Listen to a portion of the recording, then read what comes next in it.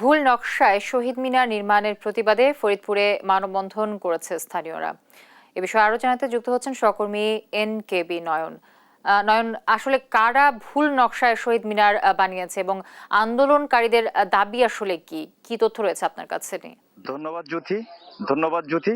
আমি এই মুহূর্তে দাঁড়িয়ে আছি ফরিদপুরের বলমারী থানার সামনে, যে কেন্দ্রীয় শহীদ মিনার নির্মিত করা হয় সেই কেন্দ্রীয় শহীদ মিনারের সামনে।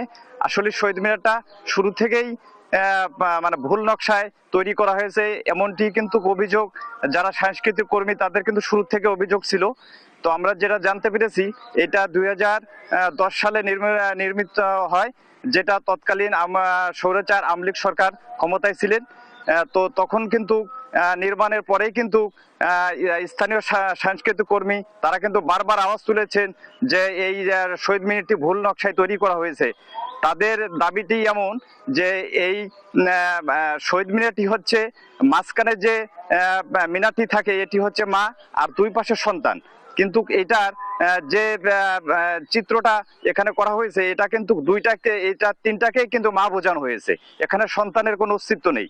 যার কারণে কিন্তু এই যে সাংস্কৃতিক কর্মী আজকে যে আয়োজন করছে গণচিৎকারের, বিশেষ করে এই বলমারীর সাংস্কৃতিক কর্মী সুমন খান এবং আমির চারু বাবলু এদের উদ্যোগে এই গণচিৎকারের আয়োজন করেছে স্থানীয়, এবং তাদের মূল যে দাবিটা এইটা অতি সত্বর।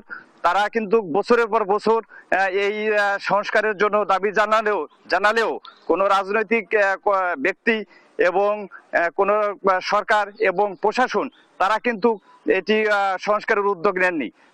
তারা কিন্তু আজকে এখান থেকে আলটিমেটাম দিয়েছে যে পরবর্তীতে এটাকে যদি কোনো সমস্যা হয় এটার দায়ভার কিন্তু কোনটা নেবে না। ধন্যবাদ। এই ছিল আমার কাছে ফরিদপুর থেকে সর্বশেষ খবর। ফরিদপুর থেকে যুক্ত ছিলেন আমাদের সহকর্মী NKB নয়ন।